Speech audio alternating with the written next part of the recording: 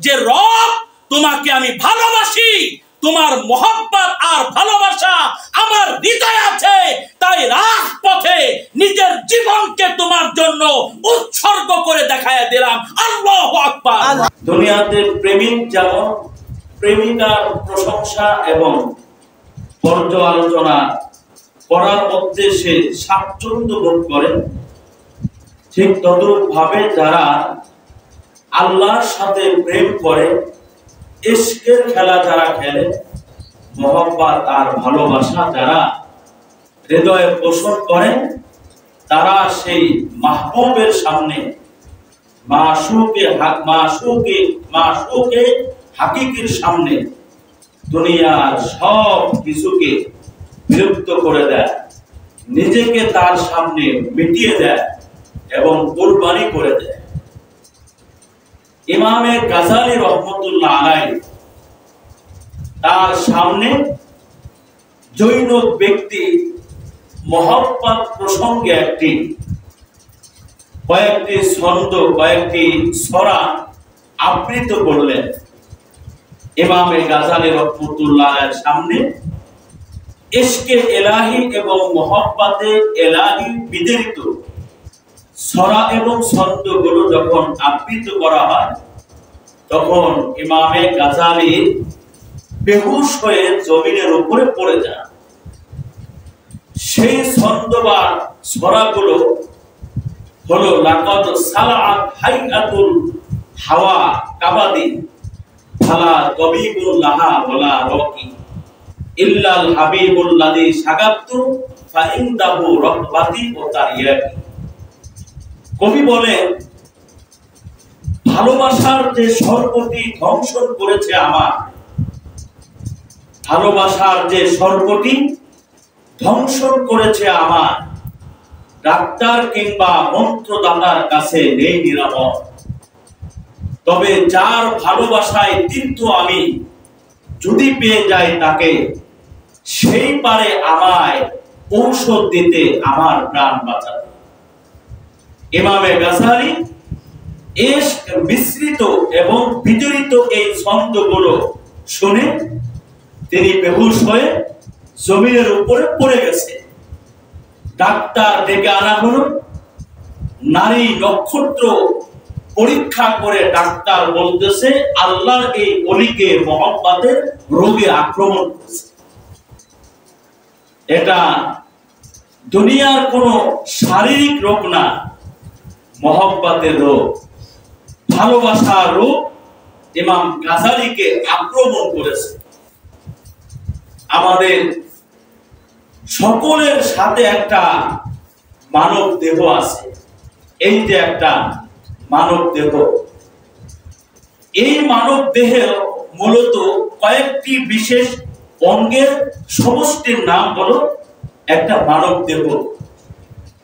প্রত্যেকটা অঙ্গের নিজস্ব অস্ত্র আছে, গুণ আছে। যেমন এই চোখের নিজস্ব গুণ হলো দেখা। আমাদের যে নাসিকা আছে, এই নাসিকা বা নাকের নিজস্ব গুণ হলো ঘ্রাণ নেওয়া।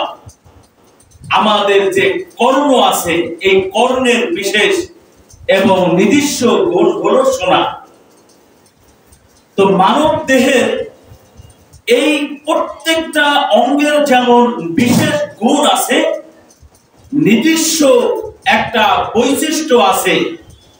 কানের যেমন নিজস্ব বৈশিষ্ট্য আছে, নাকের যেমন নিজস্ব বৈশিষ্ট্য আছে, চোখের যেমন নিজস্ব বৈশিষ্ট্য আছে, ঠিক তদ্রূপ ভাবে আমাদের এই দুধের বাম পার্শ্বে যে দুধ আছে, এই দুধের এক অঙ্গুলি মতান্তরে 2 অঙ্গুলি নিচে যে একটা কল্প আছে, একটা গোস্তের টুকরা আছে, এই কল্পের এই গোস্তের টুকরারও নিজস্ব একটা গুণ আছে, একটা বৈশিষ্ট্য আছে।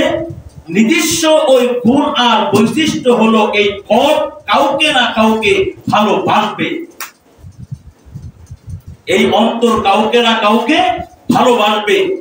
পাথর কিংবা খোদা কিংবা কাউকে না কাউকে ভালোবাসা ছাড়া এই হৃদয়ে কখনো স্বস্তিবোধ অনুভব করে না। আমাদের এই কলব হলো ভালোবাসার একটা তাজমহল। আমাদের এই হৃদয় হলো সমুদ্র পরিমাণ ভালোবাসা। সে তার হৃদয়ে রাখে, যার দরুন কাউকে ভালো না বেসে এই কলব শান্তিতে থাকতে পারে না। এখন যারা এই কলব দিয়ে, এই হৃদয়ের আয়না দিয়ে যারা দুনিয়াকে ভালোবাসে, তারা আর রবকে পায় না, রবকে ভালোবাসতে পারে না। আর যারা আল্লাহ প্রদত্ত এই কলবের মাধ্যমে দুনিয়াকে ভালো না বেসে আপনার আখিরাতকে ভালোবাসে, আল্লাহকে ভালোবাসে, তো ওরা দুনিয়াও পাবে, আবার ওরা আল্লাহকেও পেয়ে যাবে। एह बात हमेशा याद रखो कि दुनिया की मोहब्बत से रब नहीं मिलता, लेकिन रब की मोहब्बत से दुनिया और आखिरत दोनों मिल जाती है। এই কথা সব সময় ইমানদার স্মরণ রাখবে আর নিজের মনকে, হৃদয়কে জিজ্ঞাসা করবে, আমার মন, আমার হৃদয়, তোমার ভিতরে যদি হুব্বুদ দুনিয়া, এই দুনিয়ার ভালোবাসা ঢুকে যায়, তাহলে কিন্তু তুমি কখনো রবকে পাবা না। लेकिन रब की मोहब्बत से दुनिया और आखिरत दोनों मिल जाती है। তবে যে হৃদয়ওয়ালার হৃদয়ে হুব্বুল আল্লাহর ভালোবাসা, ইশকে ইলাহি এবং মুহাব্বতে ইলাহি যে হৃদয়ওয়ালার হৃদয় আছে, এই লোকটা দুনিয়াও পাবে, এই লোকটা আখিরাতও পাবে। আমাদের এই হাত থেকে কখনো যদি দুনিয়া বের হয়ে যায়, দুনিয়া আপনার কাছে আমার কাছে এসেছিল, এই দুনিয়া আমার হাত থেকে বের হয়ে গেছে। দুনিয়া যখন হাত থেকে বের হয়ে যায়, তখন একজন ইমানদার গরিব হয়ে যায়, অসচ্ছল হয়ে যায়। কিন্তু যেই দুনিয়া হাত থেকে বের হয়ে গেলে ইমানদার গরিব হয়ে যায়, সেম এই একই দুনিয়া যদি হাত থেকে বের না হয়ে যদি কলব থেকে বের হয়ে যায়, তাহলে এই ইমানদার আল্লাহর ওলি হয়ে যায়। আল্লাহর কি হয়ে যায়? ওলি হয়ে যায়। কিতাবের মধ্যে লেখা আছে, দুনিয়া अगर हाथ से निकल जाए तो बंदा गरीब हो जाता है। कोई दुनिया যদি বান্দার হাত থেকে বের হয়ে যায়, तो बंदा गरीब হয়ে যায়, অসচ্ছল হয়ে যায়। और यही दुनिया अगर दिल से निकल जाए तो बंदा ओली हो जाता है।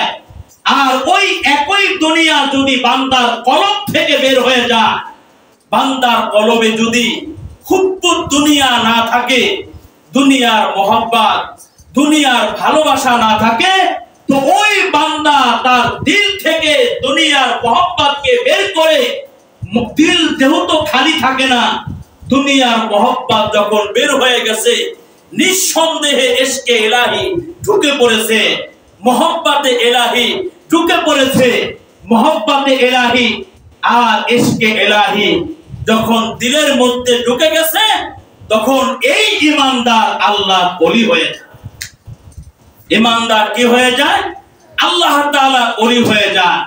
তাহলে আল্লাহর কাছে এই দোয়াটাও করা যে আল্লাহ, আপনাকে সবচেয়ে বেশি মোহাব্বত আর ভালোবাসার তৌফিক আমাকে দান করেন, ইশকে ইলাহির নিয়ামত আমাকে দান করেন, মোহাব্বতে ইলাহির নিয়ামত আল্লাহ আপনি আমাকে দান করেন।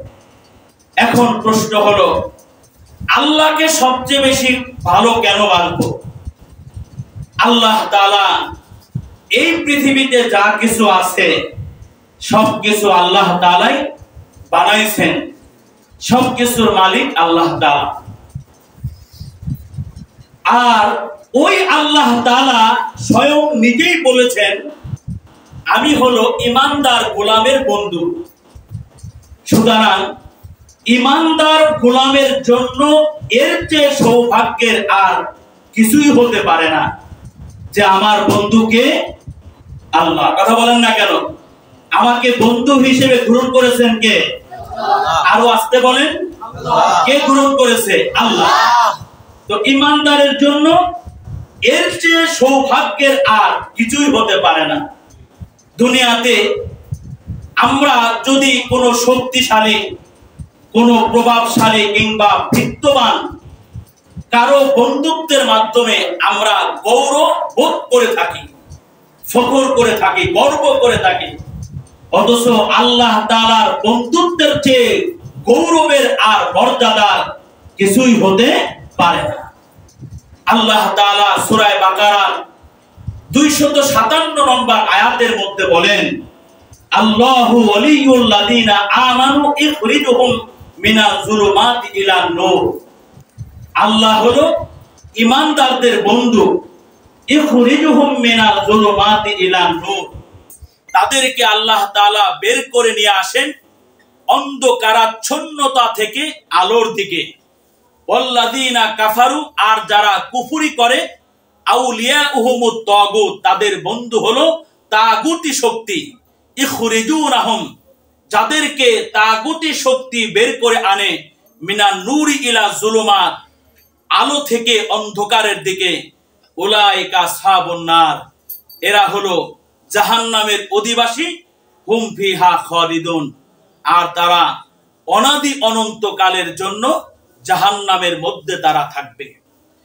এই আয়াতে কারিমা থেকে বুঝার এবং লক্ষণীয় বিষয় হলো যে একজন বান্দা কালিমা পড়ে সে ঈমানদার হয়েছে, যে কালিমা পড়েছে সে ঈমানদার, আর যে কালিমা পড়ে নাই ও হলো বেঈমান। তো বান্দা কালিমা পড়ে ঈমানদার হয়েছে, সুতরাং যুক্তির দাবি হচ্ছে এইভাবে আয়াতে বলা যে ঈমানদার গণ হলো আল্লাহ তাআলার বন্ধু, কিন্তু এইভাবে এই আয়াতে বলা হয় নাই, বরং বলা হয়েছে যে আল্লাহ তাআলাই হলো ঈমানদারদের বন্ধু। আল্লাহ তাআলা হলো কি? ঈমানদারদের বন্ধু। এর মাধ্যমে আল্লাহ তাআলা বন্ধুত্বকে নিজের সঙ্গে সম্পর্ক যুক্ত করেছেন, আর এটি ঈমানদার বান্দার জন্য আল্লাহর পক্ষ থেকে সুমহান সৌভাগ্য আর মর্যাদা দান ছাড়া আর কিছুই হতে পারে না। সুতরাং যেই মালিক আমাকে বানাইয়া আমাকেই বন্ধু হিসেবে গ্রহণ করেছেন, বান্দা এমন মালিকের জন্য তার মহা মূল্যবান জীবন কেন সে উৎসর্গ করে দিতে পারবে না? যারা ইসলামের সূচনা লগ্ন হতে অকাতরে তার মহা মূল্যবান জীবনকে উৎসর্গ করে দিয়েছে, কারণ তারা দেখেছে মালিক আমাকে বানাইছে, আর মালিকই আমাকে বন্ধু রূপে কি করেছেন? গ্রহণ করেছেন। সুতরাং এই জীবন যদি কারো জন্য উৎসর্গ করে দেওয়া যায়, তাহলে একমাত্র কেবলমাত্র মাশুকে হাকিকি আর মাহবুবে হাকিকি মহান স্রষ্টার জন্যই উৎসর্গ করে দেওয়া যায়। কথা বলেন ঠিক না বেটি? এই যে আমাদের দেশে বর্তমান ভয়াবহ পরিস্থিতির অভ্যন্তরে যেই সমস্ত নওজোয়ানরা ন্যায্য অধিকার আদায়ের জন্য যারা তাদের জীবনকে রাজপথে উৎসর্গ করে দিয়েছে, এই উৎসর্গ করে দেওয়াটা যদি রব্বে কাবার জন্য হয়, মালিকের জন্য হয়, ন্যায্য অধিকার আদায়ের জন্য হয়, তাহলে নিঃসন্দেহে আল্লাহ তাআলা এই নওজোয়ানদেরকে শাহাদাতের মর্তবা দান করবে।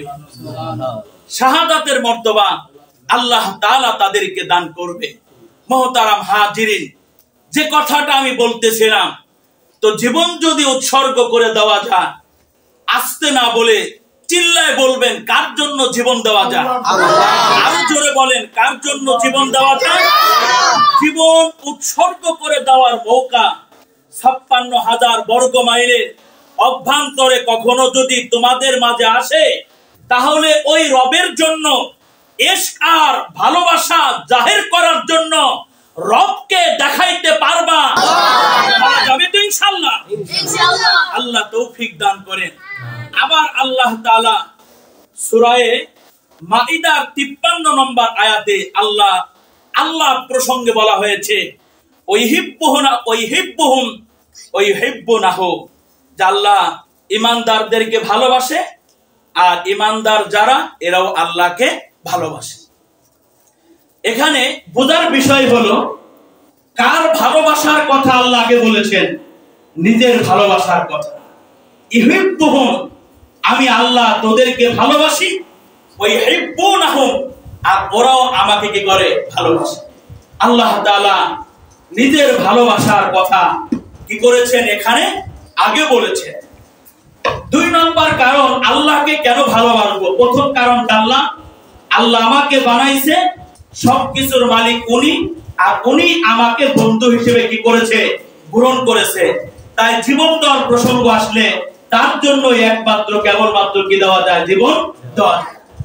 2 নম্বর কারণ হলো পৃথিবীতে যত কিছু আছে সব কিছুর বিকল্প হতে পারে।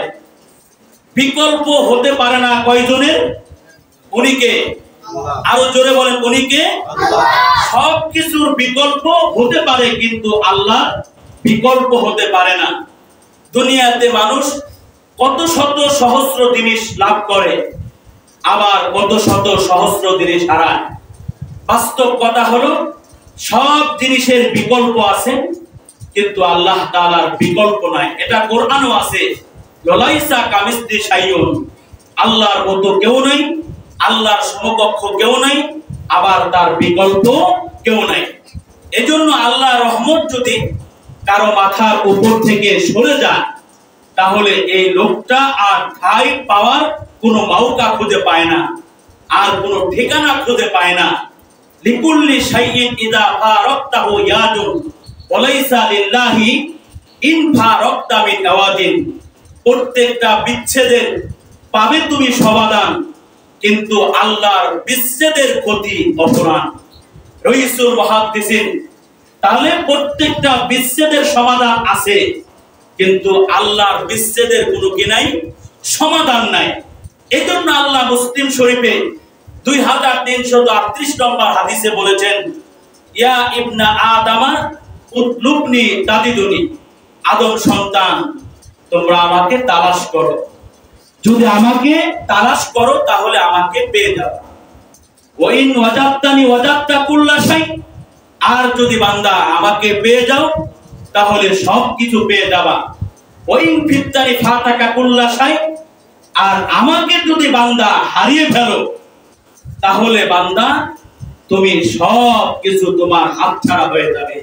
ওয়ানা লাকা মিন কুল্লি শাই, আর আমি কিন্তু সব কিছুর অপেক্ষায় তোমার জন্য শ্রেষ্ঠ। এখন প্রশ্ন হলো আল্লাহকে পাবে কারা? কয় যারা আল্লাহকে পাওয়ার ধান্দা করবে। মুসলিম শরীফের 2339 নম্বর হাদিস, আল্লাহ তাআলা বলেন, মান তলাবানি ওয়াজাদানি ওমান তলাবা বিগাইরি ফালাম ইয়াজিদনি, যে বান্দা আমাকে পাওয়ার ধান্দা করে সে আমাকে পেয়েই যায়, আর যে বান্দা আমি ছাড়া অন্য কিছু পাওয়ার ধান্দা করে ওই বান্দা আমাকে পাইতে পারে, ওই বান্দা দুনিয়া পাইতে পারে নাও পাইতে পারে, কিন্তু কাকে পাবে না? রবকে পাবে। কাকে পাবে না? রবকে পাবে না। এজন্য লাবিদের বিখ্যাত সূরা আলা কুল্লু শাইইন মা খালাল্লাহু বাতিলুন ও কুল্লু নাইমিন লা মুহালা জাইলুন, পৃথিবীতে সব জিনিস তোমার জন্য মূল্যহীন, শুধুমাত্র কে ছাড়া? আল্লাহ ছাড়া। পৃথিবীতে যত নিয়ামত আছে সব কিছুই এক সময় কি হয়ে যাবে? নিঃশেষ হয়ে যাবে। এক সময় কি হয়ে যাবে? শেষ হয়ে যাবে। এইজন্য আল্লাহর মহব্বত, আল্লাহর ইশক, আল্লাহর ভালোবাসা যদি কারো হৃদয়ে থাকে, এর একটা প্রভাব থাকে, এর একটা প্রভাব পরিলক্ষিত হয় বাহিরে এবং ভিতরে, সব কিছুতে পরিবর্তন পরিলক্ষিত হয়, পরিবর্তন সূচিত হয়। যাদের হৃদয়ে ইশকে ইলাহি আছে, মহব্বতে ইলাহি আছে, এদের মাথা থেকে নিয়ে পা পর্যন্ত আল্লাহ তাআলার মহব্বতের নমুনা লক্ষ্য করা যায়। ইশকে ইলাহি এবং মহব্বতে ইলাহির কারণে ঈমানদার এক সময় আলোকিত জীবন লাভ করতে পারে। কারণ এই ইশকে ইলাহি এবং মহব্বতে ইলাহি বরকত এতটা প্রবল এবং শক্তিশালী যার হৃদয়ে এটা সূচিত হয় তার পা থেকে মাথা পর্যন্ত অপার্থিব নূরে নূরান্বিত হয়ে ওঠে। এজন্য পৃথিবীতে যারা আল্লাহওয়ালা ছিলেন, এই আল্লাহওয়ালাদের হৃদয়ে ইশকে ইলাহি, রবের ইশক থাকার কারণে, মহব্বতে ইলাহি, রবের মহব্বত থাকার কারণে এদের চেহারাটা নূরে নূরান্বিত হয়ে উঠত, আলোয় আলোকিত হয়ে উঠত, আর তাদের চেহারা থেকে ইমানি নূর আর আলো বিচ্ছুরিত হতে থাকত। কয়েকজন হিন্দু তারা ইসলাম ধর্ম কবুল করলো। জৈনব ব্যক্তি এই হিন্দুদেরকে জিজ্ঞাসা করলেন, একটু আগেই তো আপনারা হিন্দু ধর্ম পালন করলেন, আপনারা জন্ম থেকেই হিন্দু, আপনাদের বাপ দাদারা যারা ছিল সবাই হিন্দু ছিল, আপনারা হিন্দু ধর্ম ছেড়ে কেন আপনারা মুসলিম হয়ে গেলেন?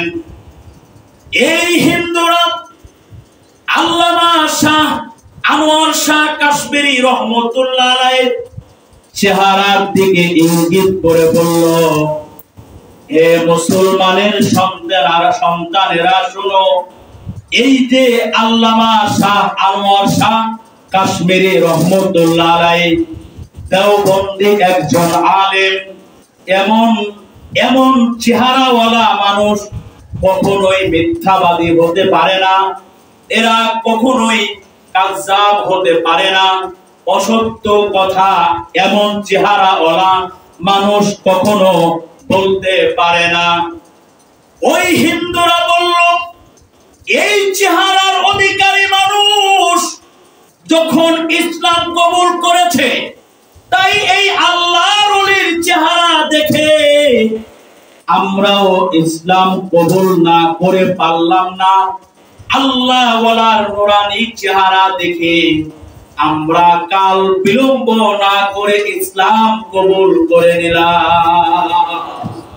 ইসলাম এই আল্লামা শাহ আনোয়ার শাহ কাশ্মীরি রহমতুল্লাহ আলাইহি তার এই নূরে নূরান্বিত এই চেহারা, যেই চেহারা থেকে ইমানি নূর আর আলো বিচ্ছুরিত হচ্ছিল, এমন চেহারা অধিকারী মানুষ মিথ্যা ধর্মের প্রচার করতে পারে না, মিথ্যাচার করতে পারে না। আর এই চেহারাওয়ালা মানুষ মুসলিম, তাই আমরাও ইসলাম ধর্ম গ্রহণ করে নিলাম। হাদিসের মধ্যে আদাবুল মুফরাদ একটি হাদিসের কিতাব, এই কিতাবের 332 নম্বর হাদিসের মধ্যে আল্লাহওয়ালা কারা, এদের একটা নিদর্শন, এদের একটা উপসর্গের কথা বর্ণনা করা হয়েছে।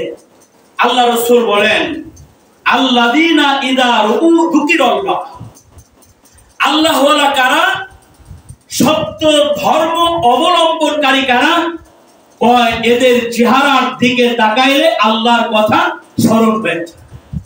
এই হাদিস থেকে বোঝা যায় যে আল্লাহওয়ালাদের চেহারা এতটা বেশি নূর থাকে যে ওই নূরওয়ালা চেহারা বিশিষ্ট মানুষের দিকে তাকাইলেই রবের কথা ইয়াদ হয়ে যায়, রবের কথা স্মরণ হয়ে যায়। আবার আরেক জায়গায় আছে আল্লাহওয়ালা কারা, বা আল্লাহওয়ালা তো ওরা যাদের দিকে তাকাইলে আখিরাতের কথা স্মরণ হয়ে যায়। কার কথা স্মরণ হয়? আখিরাতের কথা স্মরণ হয়। মুসনাদে আহমদ একটি হাদিসের কিতাব, এই কিতাবের 7233 নম্বর হাদিস। আল্লাহ রাসূল বলেন, ও খায়রু জুলাসাইকুম মাই ইয়াযকিরুকুমুল্লাহু রুবিয়াতুহু। আল্লাহর ওলি বলেন, আল্লাহওয়ালা কারা? কয় আল্লাহওয়ালা হলো ওরা যাদের মজলিসে বসলে আল্লাহর কথা স্মরণ হয়ে যায়। কি এমন আল্লাহওয়ালা বাংলাদেশে আছে না, যাদের সংশ্রমে কিছু সময় পাস করলে এবং যাদের হৃদয় নিংড়ানো বয়ান শুনলে আমুলি ব্যাটারি চার্জ হয়, আল্লাহর মহব্বত বাড়ে, আল্লাহর কথা স্মরণ হয়। এরপরে আল্লাহর নবী বলেন, ও জাদা ফি ইলমিকুম মানতিকুহু, আল্লাহওয়ালা কারা? কয় যাদের কথা শুনলে জ্ঞান বাড়ে। আল্লাহওয়ালা কারা? ও যাক্কারাকুমুল আখিরাতা আমালুহু, কয় যাদের আমল দেখলে আখিরাতের কথা স্মরণ থাকে। আবার আরেক জায়গায় আছে যে আল্লাহওয়ালা কারা? বা আল্লাহওয়ালা হলো ওরা যাদের আমল দেখলে আমলি ব্যাটারি চার্জ হয়। আমলি ব্যাটারি কি হয়? চার্জ হয়। মুসনাদে আহমদের 2333 নম্বর হাদিস, আল্লাহ রাসূল বলেন, ওয়াসালিসু মান তুযাক্কিরুকুম বিল্লাহি রুয়াতুহু। রাসূল আমাদেরকে সমাধান দিয়ে গেছে। রাসূল তো জানেন কিয়ামত পর্যন্ত আমার যত উম্মত আসবে সকল উম্মতই কিন্তু আমার মজলিসে বসতে পারবে না। তো যারা বসতে পারবে না এরা বসবে কোথায়? এরা কার সান্নিধ্যে আসবে? কার মাজালিস গুলোতে এরা অ্যাটেন্ড করবে?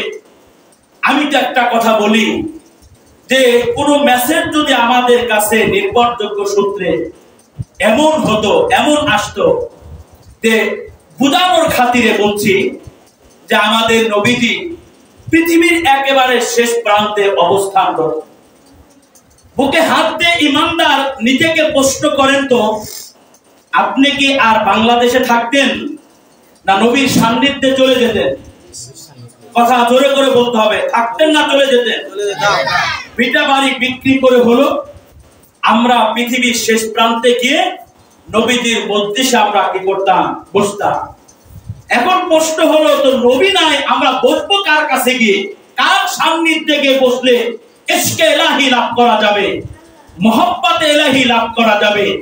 রাসূলুল্লাহ বলেন, ও জালিসু মান তুযাক্কিরুকুম বিল্লাহি রুয়াতুহু, তোমরা এমন মানুষের মজলিসে বসবা যাদেরকে দেখলে আল্লাহর কথা স্মরণ হয়ে যায়। ওয়া ইয়াজিদু ফি ইলমিকুম মানতিকুহু, যাদেরকে যাদের বয়ান শুনলে, যাদের কথা শুনলে জ্ঞান বাড়ে, ইলম বাড়ে। ওয়া মাইয়ারাকিবুকুম ফিল আখিরাতি আমালু, আল্লাহ রাসূল বলেন